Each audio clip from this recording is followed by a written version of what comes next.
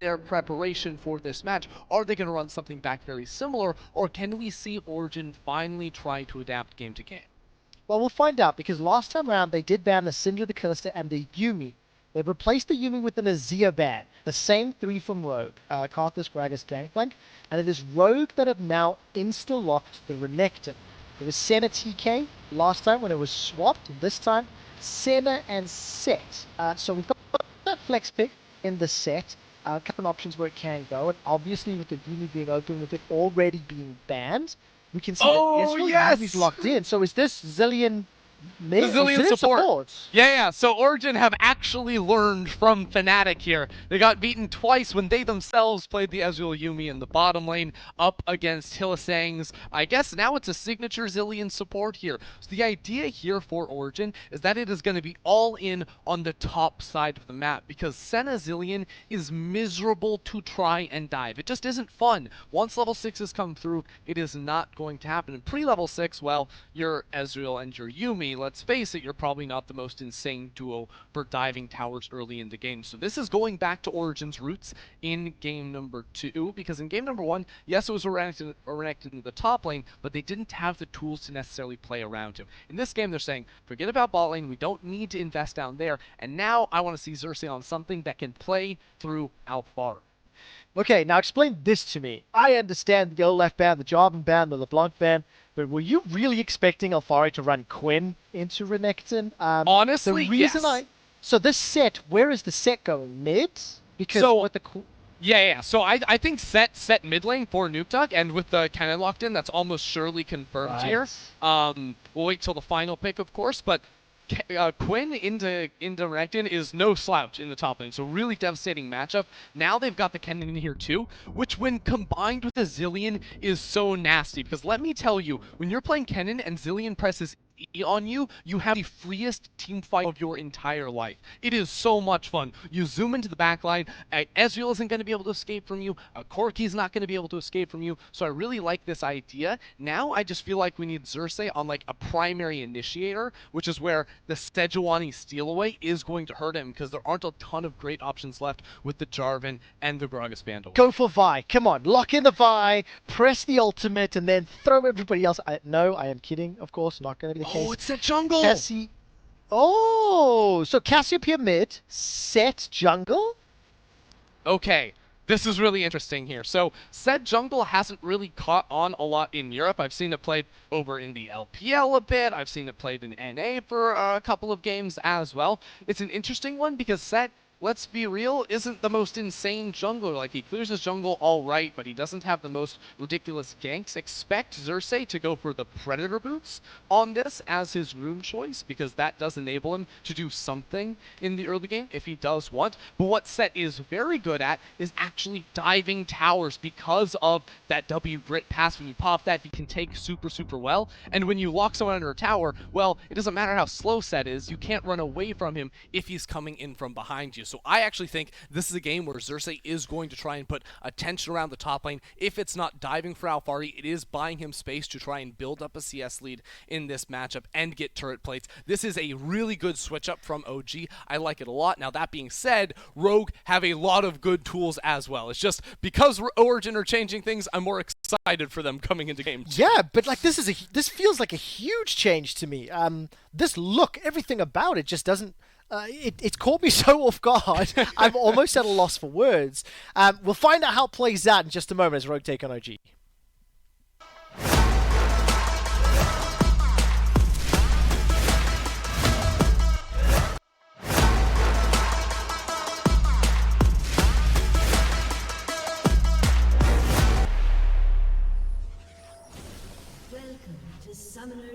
Okay, so I'm not gonna lie, I forgot that video was coming, and I was trying to like filter my thoughts. And the producers spoke to me, and I nearly died.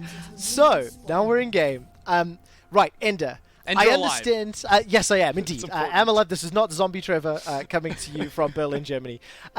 I want to set some expectations, right? In the previous game, I was super stoked that Andy, you called the way Finn likes to play the game with his teleports. We had an Ornn versus Renekton. Finn got the bot lane ahead, and then Rogue played to the bot lane. That's kind of what we expect. Now, Finn versus Alphari in a sort of a lane bully matchup. Xerxe on this jungle set some like expectations of how you think the next 3 to 5 minutes will play out, and let's try to track them. Yeah, so pretty much I feel like Origen have a lot of strong lanes early on. You know, we talked about the top lane especially with the Conqueror Kennen is looking to bully this lane very, very hard. Now, that being said, when you have like a lane bully in the top lane, sometimes you think like, hey, can we try to set up a dive against the Renekton? Well, first 3 levels, I'm not sure that Xerxe is actually going to get super aggressive with anything like that on the set. As you can see, he's going for the Predator boots, so you probably would expect him to look for the gank in the window of maybe the 4 to 6 minute mark after he goes for a full clear himself. The other thing is because both junglers are starting on their blue buff, they're going to end their clears on opposite sides of the jungle, which does mean that Alphari should be very free up on the top side of the map. And even though what you're seeing from Inspired looks like really troll, it's like, why would he just press W on the wolves and then walk away? He's actually getting a lot of healing from his Hunter's Talisman just by proccing it all of those 3. So he's not trolling. That's totally fine. But this one seems like first few levels is going to be relatively quiet. In the jungle, Xerxe is falling down decently low here, so the dive not on the cards for this one. Okay, not yet. I'm not going to let it go by the wayside. I would imagine that Alphari on a Kennen, it's a bit we've seen him in the past, would be interested. He's already got 11 CS to 3. There's a wave and a half sitting in front of Finn who's going to clear that out. Cassio versus Corki. Nukeduck running the teleport on that mid lane. I would expect for the first few levels, Cassio being able to kind of shove a little bit, but then once the AoE starts kicking in, Corki on this little pug will be able to push right back, and potentially this could be a roaming pick. We talked a lot about Larssen's champion pool, and you specifically called out his Kiana, how he likes to play around the map and impact things. Sure. Once that package is picked up, I can see Larssen running to a Renekton or an Ezreal Yuumi lane.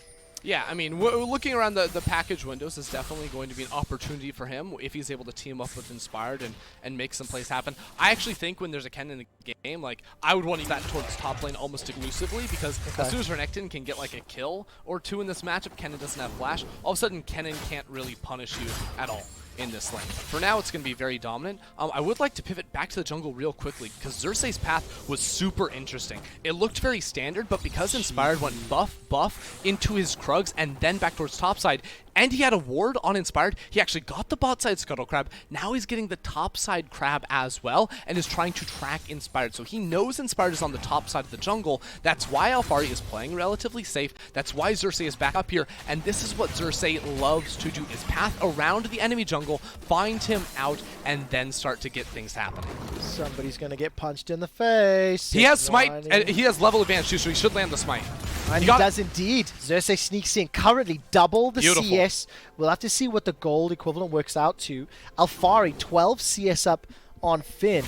And as it starts, OG straight out the gate. Xerxe playing a new look champion to a degree. We have seen the Sett jungle, you mentioned it in other leagues, but Xerxe was once particularly famous for playing and bringing new picks to the LEC stage and showing what they can do at this level, which is why I'm so excited to see what he can do on the Sett jungle. Yeah, I'm sure, you know, you probably remember like the Ivern back in the day, but yes. He was playing Hecarim at Worlds last year. Last year too, I think he was our first Kiana jungle as well, right when she came out too. So definitely one to experiment. And I am very much of the opinion that Sett is not like an OP jungler by any means. I don't think anyone would believe that, but as a flex option, it is very good. Now 4 to 6 minutes. I said gank with your boots. Here it comes, Trevor. Ding, ding, ding! The magic crystal ball from Ender is flawless, and Xerxe's correction, gank is flawless as well. I mean, it does not get more simple than that. Finn used everything on a trade. Xerxe just walked in and punched him in the head. Yeah, and that play actually started a minute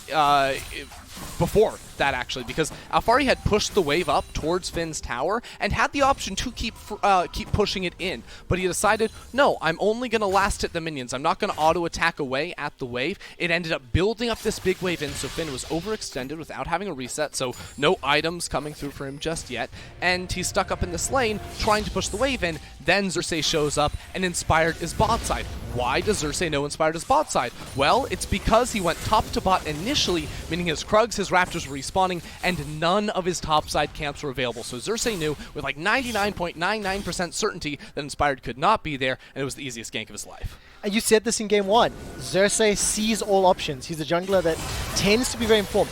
Does he make the aggressive choices? Often no, but he's very informed, very aware. And I'm going to bring our attention down to this bottom lane as Destiny trying to farm on Zilean is one of the most difficult tasks in playing League of Legends. His auto attack animation is horrible, and while Upset steps forward to try get a trade onto Hamsama, no. I think it's Xerxe's baited level them 6. forward. He's level They've 6. done it. He's going to be able to get the body slam. The suplex is available, and Xerxe, he reads the play, will get the flash out of Hamsama. But that was a fantastic pot, and honestly, a pretty good bait by Upset too. Yeah, that was a good play. And again, notice the lane pushing. When Xerxe decides to gank, it's not all the way pushed into the tower of OGs, but it's not frozen right down mid either. Sort of in that in-between where Hansama has to step forward when he does want to last hit. So it does end up getting the flash and the heal away from Vander's Yuumi too. It gives pressure through that bottom lane, forces a reset, and that means it's dragon time. It's 7 minutes on the clock as well, so very similar to how we saw Rogue make this play last game where they went for the 7-minute Drake, reset, swapped up into the Herald. OG are going to have that option available to them as well. Yeah, I mean, it's 1,300 gold. This, if you turned off the nameplates, it's a fairly similar setup to the previous game, albeit with a kill in the top lane instead of the bottom. Red side get advantage, led from single plays. Alphari is going to get jumped on now. He's going to get caught up by Inspired. The flash comes out. But remember, Sejuani plus melee does a lot. The slicing Maelstrom keeps Alphari alive. The proc from the stun catching both of them allows Alphari to escape by the skin of his teeth. So much of that was played really well by Rogue's duo there, right? Like, Finn flashes forward to land the W, Inspired predicted with the W too, knowing that Alphari had to flash back towards his tower, but the CC there is enough to stop them from going on through, and Inspired proc to Aftershock very early, so he didn't actually have that to mitigate a lot of the tower DPS coming through. Had he been able to soak one more hit, maybe Finn rather can finish off that kill. Regardless though, that is going to be flashes burnt both sides in the top lane, which means there is now a big magnifying glass on that lane for both of these junglers, because Xerxe has his ult up, and Inspired should be ticking over towards that as well pretty soon. Yeah, very, very close. Inspired's currently on a Brambleback. Shouldn't be too long. Can't quite see the experience when we're watching from home. But talking about level 6s, I mean, Upset, he just hit his. Destiny just got access as well. And keeping my eyes on Xerxe, who's picking up the Rift Herald and a ward, but all of Rogue... He just barely missed the ward with the sweeper, too. That was so close. All of Rogue backed away, so this one will be picked up here uncontested until Larssen arrives. The package is going to give him all the movement speed he needs. I actually forgot that he was picking that one up, and we talked about just the impact it could have. Look at this. Rogue, they're challenging. They're not giving up the Herald. And Vander actually ran all the way up on this poor little Yuumi who never builds boots. He's trying to get into the top lane.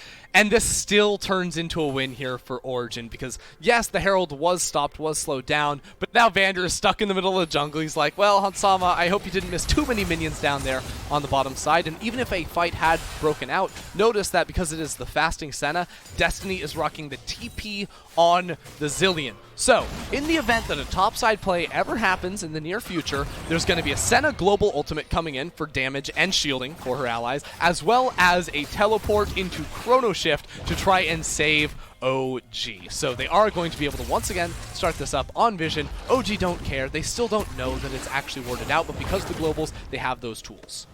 I would like to take a moment in a second. It looks like there's a play developing in the top lane. Inspired does have access to that ultimate, and there's no further pressure. But I do want to take a moment just to quickly throw a lens onto Upset. Upset was very fairly criticized for some decisions in team fights, especially on the Baron against Fnatic. You know, this is a player who for a long time has been trying to live up to a lot of hype, and right now Upset, with the help of the rest of the squad, will put a kill here on to Finn. But when you look at his regular season, 72% kill participation, 30% of damage share on the team. He's third as far as that's concerned, and 25% in terms of gold share. He is one of the primary carries, one of the primary reasons that OG have won late games in the past. And when you look at the series against Fnatic and some honestly monumental mistakes, that's a black mark on a player who wants titles and potentially is capable of winning those titles. But the highest pressure moments hit, you cannot afford to make mistakes. Right, and I think Upset is an absolute monster, right? It's one of the reasons why I always say OG, I have faith in their ability to team fight, because team fights so often come down to for your ADC. It's one of the most pivotal roles, knowing when to step forward or when to step back. And that sounds very simple when I say it, but it is finding, the balance, tiptoeing the wire there, as it were, that I think Upset does so well. So to see him make those uncharacteristic mistakes was very surprising to me, and it cast some doubts into my mind for Origen. But this is the type of guy who is usually just so ice cold in those high pressure moments that I hope and I feel like he should be able to just wipe away last week and get back to the grind for this one. And, jumping out to an early start here already in game number 2, this is the type of bounce back we need to see for OG as a whole. I agree. And Ender, I'm going to go back to the crystal ball. I'm going to ask you to give me a few more predictions. Early game you nailed. You talked about Xerxe's pathing. You talked about the dive top. It wasn't a dive. It was just a straight up gank because Alphari and Xerxe had set that up beautifully. There was a great play down bottom onto Hansama. It didn't result in anything, but Xerxe's making a play. So, yes. It's Dive City. It's Dive City. Here comes Xerxe. Well, there's going to be another one. Remember, Finn just dived in the top lane. And it was to Upset as well. There should be another kill donated over. This time it's to Alphari. I'm not going to give you a point for that prediction because it was happening during the setup. So, wait, Trevor, don't forget. I said that when Inspired ganked top lane, it was going to put a magnifying glass up there because both top laners lost their flash. What did OG do? They killed him twice. Inspired's gank, while yes, it was a good gank, and I don't want to take that away from him, it got Finn killed 2 times. Absolutely true. And you see, this is why I need to have a color caster next to me. Can't even remember something you told me 5 minutes ago. But look, it opens up the second dragon. Cloud Drake to add to the Infernal. It's a 1-0-2 Kennen, 1-0-1 Senna. That's 2 towers secured in the bottom lane. And it may be 1 picked up for Rogue, but it's a 4,000 gold lead at 13 minutes. One of the things that Origen are superior to Rogue at is when they get a lead in the early game, when their early game goes to plan, I feel that Origen are good at accelerating it up until the 20-minute mark. And that's when Origen traditionally have slowed things down, have played their mid-game a little bit more, let's say, less convincingly than the likes of G2 and Fnatic. I'm trying to choose my words. Right. Because it's a different style, right? And some people find it clean, some people find it slow, I don't care. Main point is, when OG do accelerate early, they are very good at generating these 4K gold leads. We've seen it plenty of times this spring. Yeah, and it is about then extending that advantage, which I think is what you're trying to get at. Thank you. We heard the analyst test talking at length about it before the series actually got underway, where Yamato was saying, hey, it's actually, look at how this team plays around the fog for jungle support. How do they work to sort of trick their opponents and trap them and find these picks? That's something that is a little bit lacking, but I also think it does come to how they play their lanes a little bit too, because you'll see this team often in positions where they can't generate a numbers advantage because Nukeduck or Alphari is often a side lane farming it away. They can't coordinate it exactly perfectly every single time, and these are the windows that when you show up to a fight and you think you have the numbers advantage but you don't quite actually be able to muster it, well, either you take a bad fight and you lose, or in Origen's case, what'll often end up happening is it fizzles out, both teams sort of drop down towards the river, and then they wait for the next window where Alphari or Nukeduck is moving off of a side lane to try and make something happen. So how does Origen extend their lead today? We're 15 minutes in. As I mentioned, teleport Zilean into the top lane, Trevor. That'll unlock the 3rd tower, but what comes next on the episode of OG extending their lead? Well, so Xerxe's doing it right now, obviously, but it's about getting into the enemy jungle. And it's not just invading for buffs, but it's putting down vision. It's about taking away enemy camps, because these are the small victories you can get to start building up, and it balloons. Like, even in game 1, Rogue were convincingly ahead in the early game, but it was 1.5 to 2K. Yeah. Already, Origen have built a massive advantage, and now you can see, with the vision, they've been able to take away from Origen. They flank around into this mid-lane tower. Now they have 5 people this is here. Good. This is decisive shot calling from Origen, something I have not seen too much of them so far this year, but this is exactly the play we wanted to see. Into the enemy jungle, abusing the fog war, grouping up as 5 members, using pressure in your side lanes to come and attack. That was good stuff. And also notice again, Xerxe has been leading from the front in a lot of it. I have felt that Xerxe has been one of the primary initiators. I think you used that term in the draft as well. Get Xerxe on a champion he can start fights with. And maybe non-traditional, run, press showstopper, but it still counts, right? Xerxe is stepping forward. Xerxe has been leading the fray, 100% kill participation. Summer actually gets locked down a lot of damage, so much so that Vander's forced to throw out his ultimate. That was a flash forward from Summer. I felt a little bit like they were chasing the loss because you still had to get through the chrono shift, but that tells you a little bit about what the mentality is like on Rogue's side. They need or want to do something.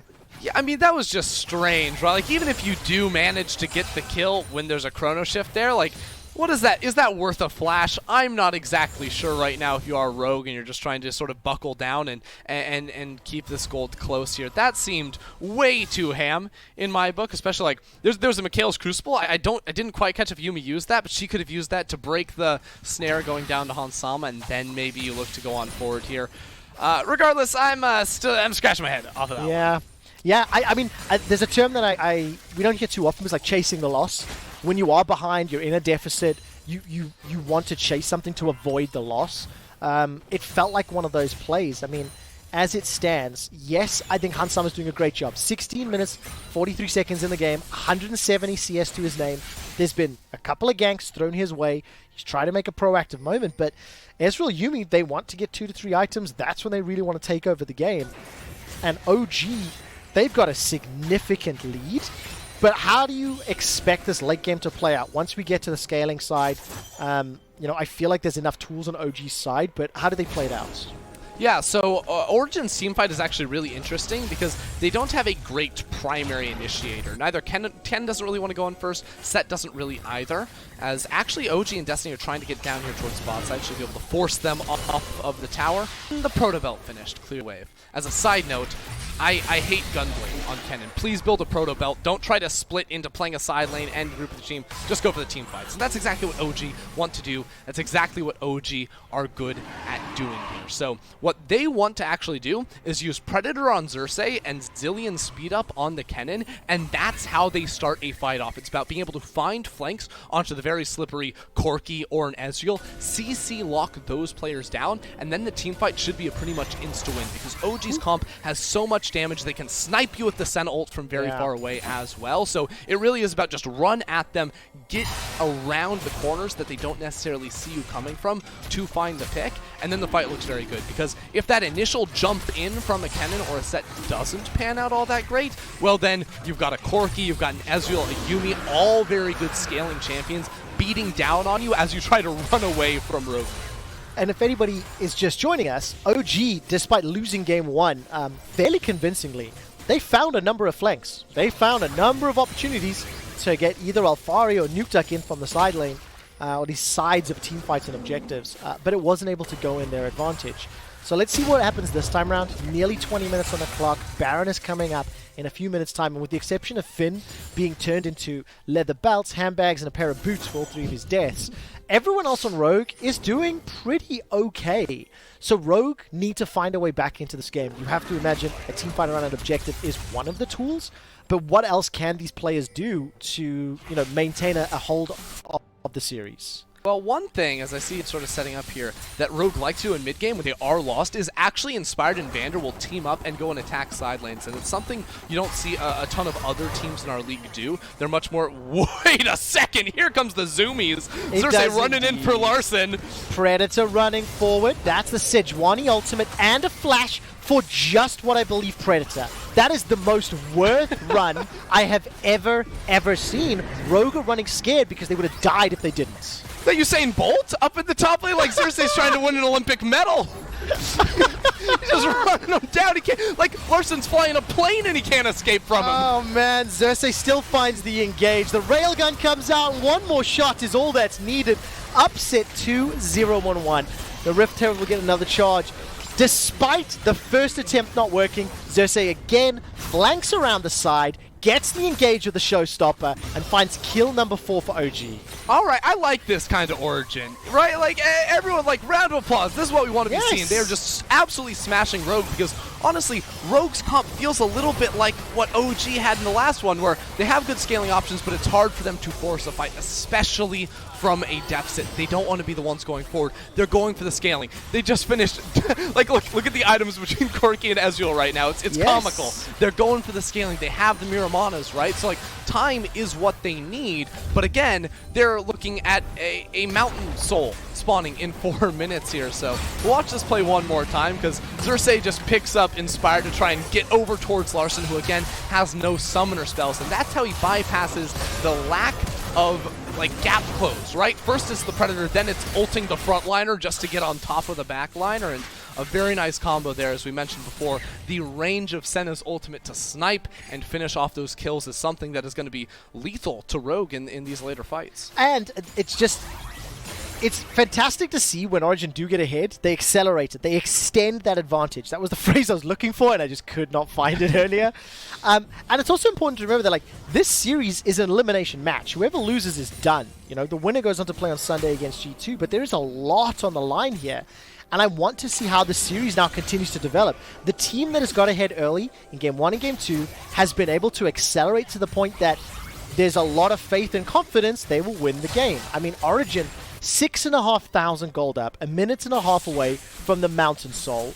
They can play around Baron if they want, but what will be more impressive or interesting is whether or not they decide to peel. Good luck getting past Kennen, Cassio, Zilean bombs if you want to try stop that. And for OG, it's day and night. If you turn the name tags off, you wouldn't believe it was the same team as Game 1. No, you wouldn't. This team is playing completely together. It is really solid League of Legends as Xerxe runs on in here to try and find the pick. He'll end up taking a whole bunch of damage, but these are the moves that we want to see from them. Again, it's the side lane pressure, right? You have Nukeduck and Alphari push out those sides and then collapse in towards mid, and even in this situation, it wasn't like, I think it was Nukeduck who was topside. He didn't actually full push that second wave. His team was calling, we can find a fight in mid lane, so he left. And that is something that I have not seen enough from this team so far this split, and that is a very, very good sign for Origen. Yeah, it really, really is. Chrono Shift was used there by Destiny, so he should have enough rewinds, I think, to get that available before the next Dragon fight. 1 tower is all Origen have conceded in the bottom lane. 0 kills. And they've picked up 4. I mean, it is just a dominant performance in Game 2. They are looking for a game-winning moment as now Hansala goes forward. Inspired between the uprights. My man, that prison did not lock anybody in. He will be sent to the Gulag to look for another fight. And Alphari, on the other hand, he just blows up Larssen. Nobicon and the Proto Belt will do it justice. Well, Rogue tried, but it did not work. OG just slapped them down right there. They didn't get the kill in the mid lane, but they forced Inspired away, and Alphari just finds a solo kill onto Larssen right there. It is just not even close with this Kennen on 2.5 items right now at this point in the game. He's going to win any fight he takes against Larssen. So, hey, folks, that's going to be the Mountain Soul going over into the hands of Origen in this game. And, like, say what you will about the way in which they play, this is a game where you cannot fault Origen. Rather, like, I know the Borgen memes are out there, but it's not like they're playing slow. They haven't gotten a lot of kills, but that's because Rogue have not just ran into them randomly, apart from this point right here. And a good TP from Alphari. He was going for Ansama, finds a random Corki in the topside jungle without a flash, is going to be very happy with that one themselves. But no, Origen have been playing very strong control League of Legends, vision inside the enemy jungle, denying away camps, playing well around their minion waves, well around vision. This is a good look from them, so I don't want to see the memes in this game. Game 1, I agree. They deserved it. Game 1, they deserved it. This one, no, not so much. And I have flashbacks to when Origen smashed Misfits in the second round robin, where it's a similar thing, where like Xerxe just popped off, led from the front, got like a whole bunch of kills, and they destroyed Misfits, like so quickly, so dominantly. And even though that game had more kills, it was just, there's been 5 towers killed, 4 dragons picked up, 5 kills as well in 20 minutes. There's always been something that OG are pushing forward and playing for. But anyways, it's great. I need to zoom out and just say something that I need you to help me understand. Okay. First pick Renekton, to my eyes, sucks, right? I did not see Alphari do anything in Game 1. I'm not seeing enough from Finn to buy into it. Like, is this a gold thing that, like, I'm not understanding something, or, like, is it just not working at this level? Look, Trevor, you don't have to be gold to understand that this champion can be punished really easily. Like, look, like, Renekton can be a good champion, I have no doubt in my mind, but it's just not working here, and Xerxe once again finds out Inspired as we get a little bit of a turn. Ooh, can Rogue turn this one around? They've got themselves some CC. Xerxe's in trouble. Chrono Shift comes down, though, and that's going to be enough time for the rest of OG to arrive. I started to get my hopes up. But remember, Ocean Soul has already been picked up. Elder's in 4 minutes. Baron's available, and OG, they get away scot-free. Go back to the Renekton points. Yeah, the only thing that's going to stop Origen from getting a perfect game this time is actually the one tower that they lost. Yeah. Like, I actually, with the Zilean, I don't think anyone's dying this time around. There just simply isn't the damage. And now you have a Mountain Soul on top of that. Like, everyone's building, like, there's resistances, too, being built up by Alphari and Xerxe. They're going to be super tanks, and they're just going to duo this one away. I've got the one-liner to best summarize this game, all right? Hit me. Bear with me. Okay, so drum roll. If it wasn't for the single tower, this would be a perfect game for Origen. There we go. See what I mean? It's like one of those black and white motivational posters. If it wasn't for one tower, they would have got the perfect game. It's next level. I know. Did I not just say that? You did, but I did a much better delivery, my man. So wait, that's only because I was rolling the drums. It was all me, man. What does this mean now when we look forward? I mean, with Baron picked up, super safe. This is pretty much OG in the bag. Draft again has kind of felt like super pivotal to me. The Sett jungle, working with the Kennen, unlocked Upset in the bottom lane. I mean, Upset then roamed around to find kills. Nukeduck is playing PvE. I'm not sure he got the note that this is a PvP server. Doesn't matter for now.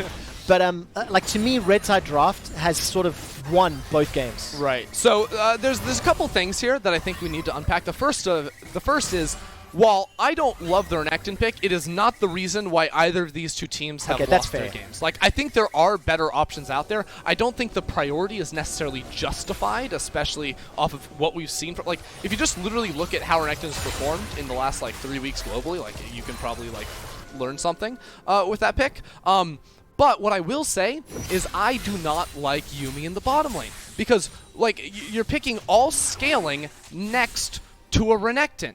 And I wonder, why do you do that? It just doesn't make sense to me. The Renekton pick does not fall into the same line that the rest of the picks in the draft are going for. So either you go for an Ornn in the top lane, obviously that ended up being banned, or something different because it doesn't quite make sense. And I personally want to see playmakers in the bot lane because the team that's had, you know, the ability to like basically run into the enemy jungle unabashed has been able to take full control. And as you can see now, Rogue just have nothing they can do because they have one champion that can engage a fight, and that's a Sejuani. And if you engage onto one person, they get Zilean ulted, and there's nothing you can do. Well, there is the engage. Finn's going to go forward. Nukeduck is in a little bit of trouble as the slice and dice goes out. Xerxe's done enough damage to keep Hans Summer away. The railgun comes down. That keeps Nukeduck alive long enough to kill Finn. That's his 4th death of the game. Welcome to the Rift, Nukeduck. The rest of Origen will take down an inhibitor in the top lane. Nukeduck continues to be chased down. The miasma comes out. He is exhausted. He's grounded Hans Summer. We're going to flash forward, and that's it. All of the damage from the Noxious and the Twin Fangs means Nukeduck gets a 1v3, albeit they came at him one by one. Nevertheless, Origen 8 kills to their name, and they are going for the almost perfect game. That's the 9th kill. The Nexus down, and they were 1 tower away from perfect. Ender, you predicted it. You called it. 29 minutes. OG, that a fantastic game. How far away were they from the perfect game, Trevor? 1 tower away. Wow. 1 whole tower away from the perfect game right there. Origen with a complete 180 from game number 1. They had a different style in the draft. I loved Xerxe's pathing. The pick of the Sett looked very, very good there, but it really was just how he played out the early game. That was just a masterclass on how to jungle and put Origen into a very good spot to close that one out. It absolutely was fantastic. I'm very excited to see what the draft does in the next game now that Rogue have lost, now that the series is 1-1. It really spices things up a little bit. I think the jungle pool is probably the one that I'm going to take away from you. You just said it a second ago. Leading from the jungle has kind of defined the red side victories. So what happens next? Karthus and Gragas have been permabanned. Do Rogue get brave enough to let one of those through as it's a known quantity, quote unquote, and maybe they play around it? I really don't know. I'm thinking that we may see something other than a Sejuani here. Because, right, of course, in that draft, we didn't necessarily know Sett was going to the jungle. They waited till pick 5 to determine that one. So I want to see a little bit of an overhaul, not quite just all into the scaling train here for the side of Rogue. That's what I want in Game 3. We'll find out when we return. The experts are going to look at the trends of the series so far, and Law is going to be joined by a special guest. Don't go anywhere.